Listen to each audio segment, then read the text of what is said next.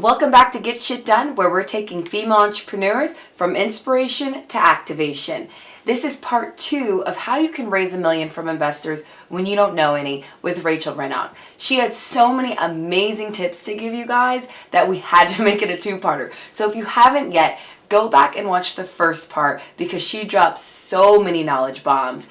And if you already have done so, stay tuned because the rest of the tips that Rachel has to give you are everything. So then you end up sending this email, which will be in the description. You get a response. And so what do you do from there? So the key here is to get a meeting or a phone call even.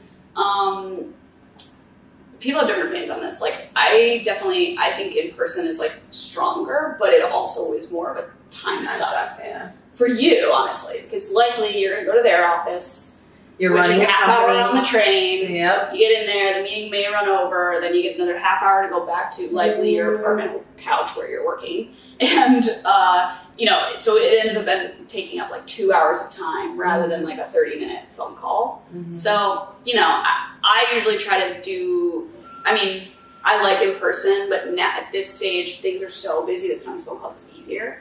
But at that stage, like I wanted to be in person. Yeah. And so a coffee or, they'll usually tell you like, let's hop on the phone or whatever. And you can like offer that up. And, the first 30 minutes and they always say this, like the first meeting is there to get to the second meeting, which is like, yes, but that's also like very vague.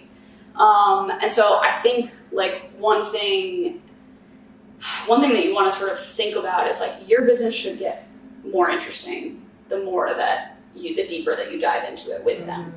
And so for me, like the first meeting usually has the structure of like, let me tell you a little bit about like how I got here and what I've done. And I think part of that story, what's important about that story beyond just like why this should exist and the metrics and like things like that. And I tend to frame everything within our story. I used to work in advertising, blah, blah, blah. I was freelancing for nonprofits. They were always asking for more resources. Then we started to dig into some financial statements, and what we found is that nonprofits are spending X. Boom, you're talking about your market size now. And then from there, we were like, oh my God, we got to launch this thing. We launched an MVP a month before the election.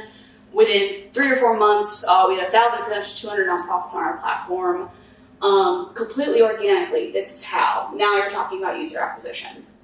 Okay, great. Now we decided like we really need to go out and get funding. We need to build this product that's really going to support what their needs are.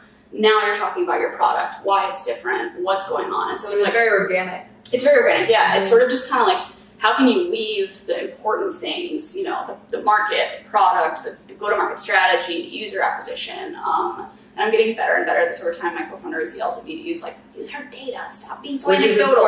It's important with investors, and that's one thing. It's like you want to always stay high level. Yes. But you we were talking about this before we started filming, is that you're the translator. Yeah. And so you have to translate to any audience you're in front of. So that's why it's important to understand which investors you're talking to, what their interests are. Yeah. Because when you're telling your story, you're translating it into language that is important or makes sense to them. So if you know that they work with certain companies, let's say in the nonprofit space that perform at this level, then you want to be able to tell the story in a way like, I know this metric or this matters, this context matters to them. So you have to shift it for each one. Absolutely, yeah. And like definitely know who you're talking to. Like if you're talking to product people, data people, you can sort of form the story and the pitch around more of what their area of interest is. And then, I think like being able to pepper that stuff through and talking, and now it's getting like we're fundraising again right now. Now it's more like when I'm talking about user acquisition, I'm like, well, our cost of acquisition is but I still pepper it through a story. Yeah. It just feels a little bit more engaging. It's compelling. It's far more compelling instead of dicey. Trying to run through a deck. Like this is our market size. And like the way that you sort of craft that story about like why this is a problem, how big the market is, and how you're going to solve it. I think peppered in with hard data, whether that's yours or just public data, like something that we use a lot is like there are 61 million Gen Generation Zers about to enter the workforce over the next 5 years. It's like 51% of the workforce is going to be freelancing. Yeah, 50% of the workforce will be freelance by, I think it was like the 2027 or something. I don't know. But, and then you have this new generation entering the workforce who has been surveyed, largely indicating that over half of them want to go into public service and the nonprofit space over the private sector. And like showing that like it's not just about what the market is now, which we have statistics around millennials saying, 50% of them would take a pay cut to do work that aligns with their values. 94% of millennials want to use their skills to make an impact. And so it's like peppering in that data here and there, mirrored with like your own sort of like small pool of data, whatever you have, with like a big macro trend. And like we say, like we're capitalizing on two major macro trends: the shift towards flexibility and the shift towards purpose. And here's all the data and the statistics around that. And then here's the how. This is how we do it. And here's how like our numbers and why it's working and whatever else. And so like it's kind of just like crafting this right.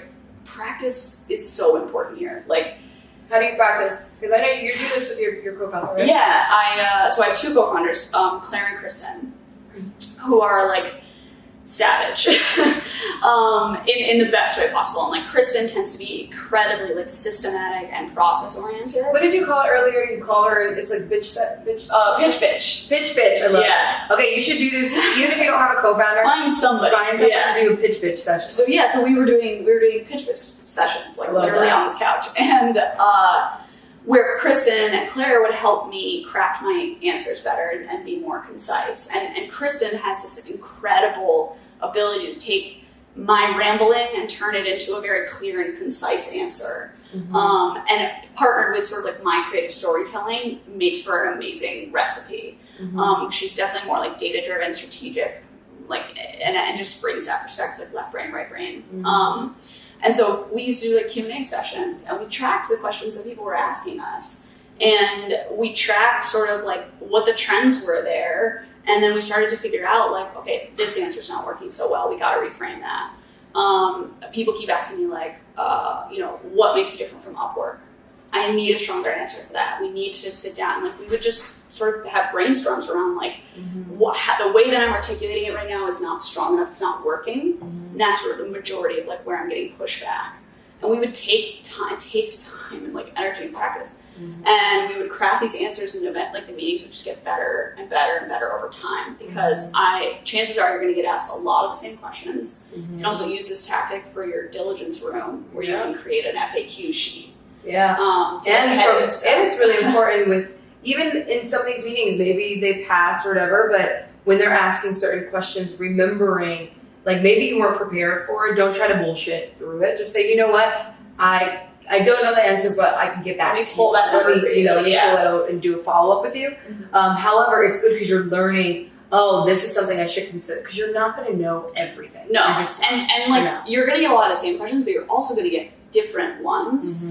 And sometimes a question like blindsides you, and you might have that data somewhere, but you don't have it in your head. And I get that all the time. And I'm just like, anecdotally, I think it's about this, but let me go back to the team and pull that actual number for you to make sure that that's actually like real. And I think it's okay to say like, if I'm digging through my brain, like it's probably about this, but let me just triple check that for you.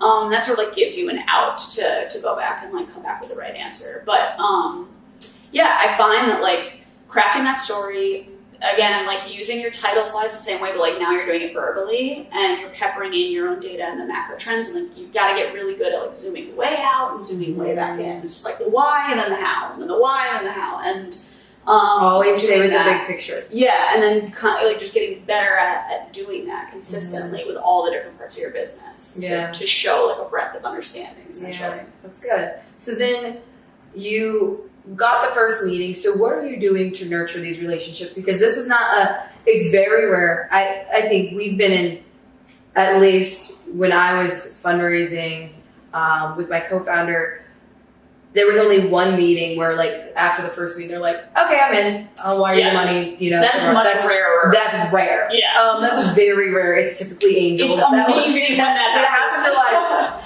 You're like, where are more of you? Yeah. But it's a long tail game because again, someone's investing a good chunk of money in you. So what are you doing to nurture those relationships? Well, so I think one really important thing about the first meeting is like you want to make sure you're not chasing smoke, because people will waste your time. So at the end of the first meeting, I usually ask 3 questions if it hasn't come up already. Mm-hmm. These are good. Remember, these are really good. The first question is like, what's your process like? Mm-hmm. If it's a fund, like what is your decision making process like? And it's like sales, right? You're trying to figure out like, who are the decision makers? Am I talking to a decision maker? Mm-hmm. And if it's a big fund with 5 partners, how many of those partners need to say yes? What is their diligence process like? What are the things that they're going to be looking at or looking for, so you can make sure that you have like your projections in order or whatever else. So kind of flipping the script on them and saying like, I'd love to get a better idea for like what your decision-making process is, like how the fund sort of like functions and is structured. And they'll tell you, they'll say like, on Mondays we have partner meetings, we're going to go in and everybody brings their deal flow to the table, and then we sort of vote on like who might be interested in moving forward and who's not. If it's a strong reaction, then we'll move on to a second meeting. Usually that's a bit longer. We'll do a deeper dive into XYZ. And they'll just tell you. And then you can, and then take notes on all this. Like, this fund does this fund does that. Like, so you know, because it's volume games. You're going to get you're going to talk to like a ton of people. Mm-hmm. So tracking all that stuff, understanding what their decision-making process is will give you a better sense for like, how close am I to a yes? Yeah. And likely you're going to find out very quickly that like you're much further away from a yes than you think you are, even if that first meeting went amazingly. I'd love to ask, what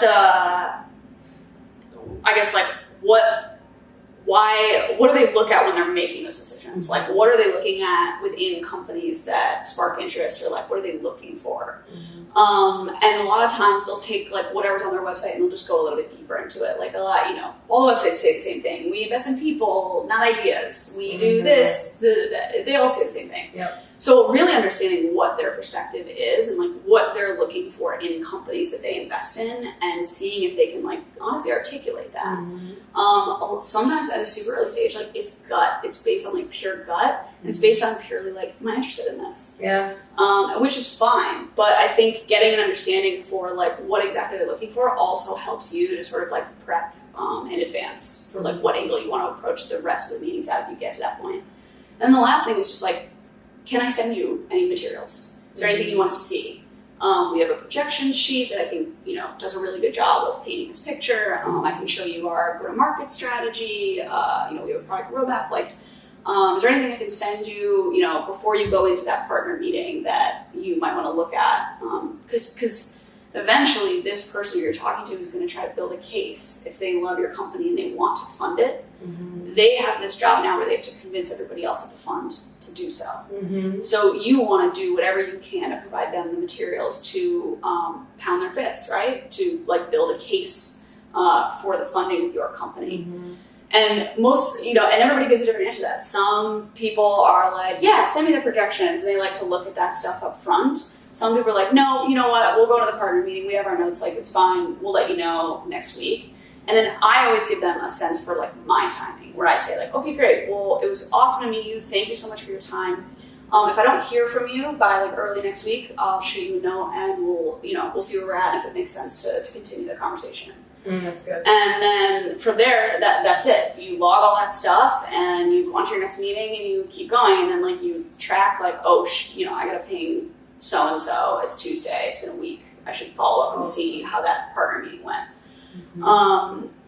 And sometimes it's just about like you're like bumping them in the inbox and whatever else. But like, I think when I first started fundraising, I had no strategy in that first meeting. I had no idea what I was even looking for, or what I wanted to know, and or what I needed to know, I guess. And I think understanding what the process is and having been through it now, it's easier for me to understand if like what are the chances of me getting a check here, and over time you start to get better at that. So there was one question we were talking about earlier that she asked that I think is so smart to get a gauge for whether, like the pulse on whatever the likelihood is for them to invest in you or not. Yeah. So what's the question that you asked? Right. Yeah. So I'm testing this one, so we'll see. But I think it's a good one. I literally like testing and learning. So I've been recently asking people, like, what made you want to take this meeting? Mm-hmm. And I think that does two things. I think if they have a clear personal connection or a clear reason for wanting to take that meeting and they're able to articulate it, then that's really great for you because you can understand like what you want to focus your next conversations on. It's a classic sales tactic to get somebody to basically say to themselves why they want to fund your company. Mm-hmm. We do this with customers. It's a sales tactic to just say like, well, you basically just sold yourself on my company. Yeah. And so That's it. right. It's sort of like using it that way and just saying like, what about this makes you interested? And it makes them sort of like reflect on that.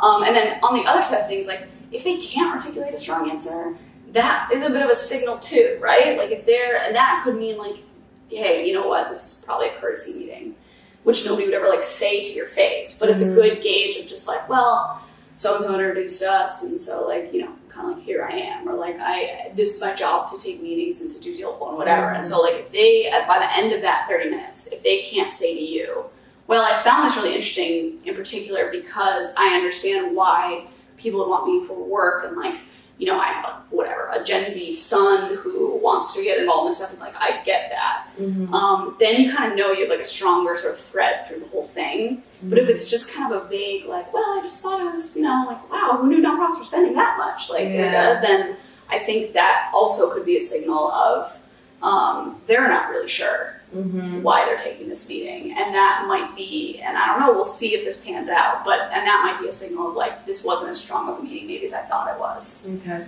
There's a couple different things, and like, don't be afraid to ask questions in these meetings. A lot of times it's tough because you're getting peppered with questions, and the focus tends to be like, sometimes it feels like an interrogation, and you're just like scrambling for answers, and like sometimes flipping the script around and saying to them, like, I get pushback on, well, I feel like nobody's really figured out the freelance space yet. Like, no one's really won this space. And I was trying to craft answers around this to say, like, this is why we'll win.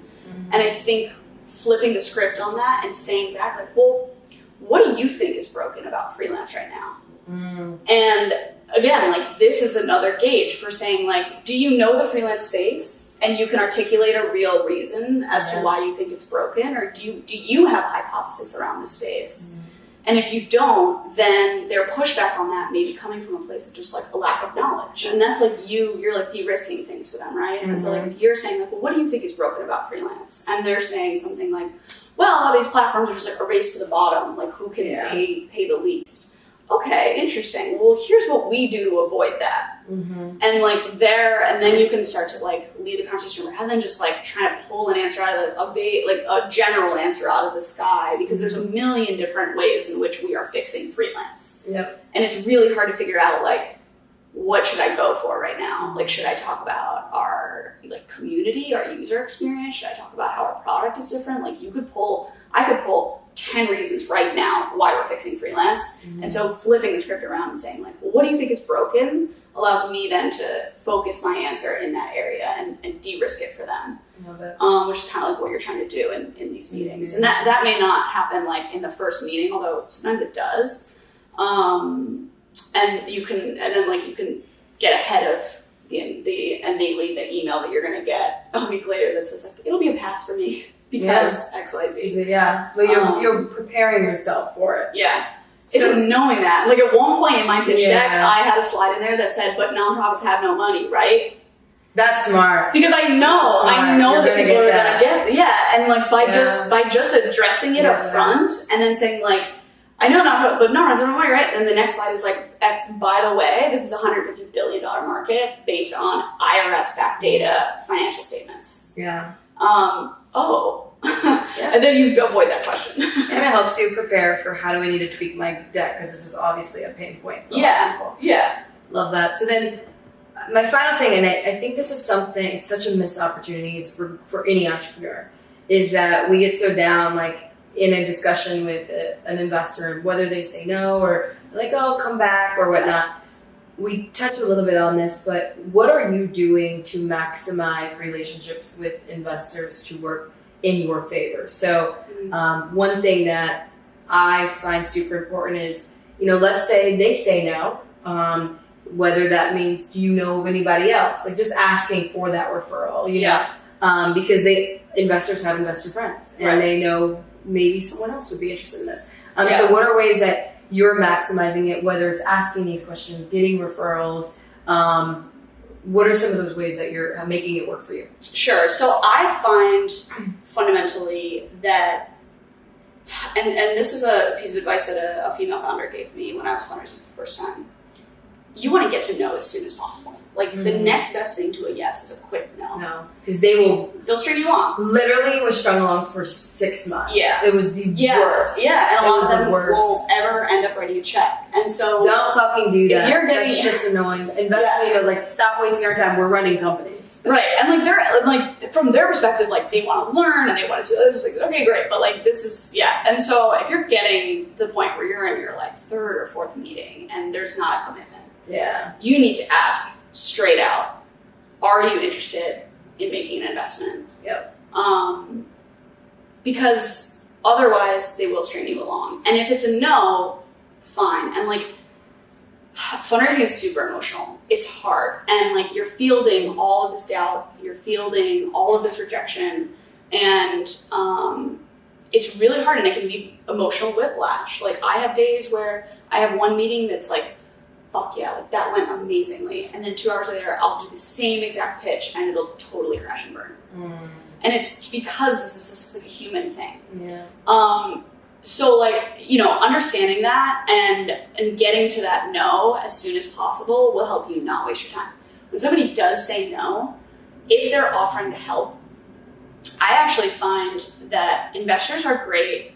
The investors are great are actually, it's better to get an introduction to another founder from an investor, I find, than to another investor, because they have this weird thing where if they said no, it's weird for them to refer you to another investor because it's groupthink, right? And then that investor's well, why would I want to say yes if you said no? And so that becomes a weird territory. So the referrals from investors who say no, I find the best, if they're willing to introduce you to a founder in their portfolio company that you maybe want to talk to that is adjacent or something, that's a great way to utilize them.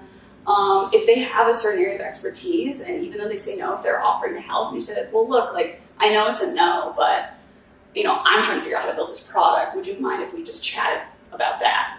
And taking the time to do things like that. I find the strongest referrals you can get to investors come from other founders, especially other founders in their portfolio.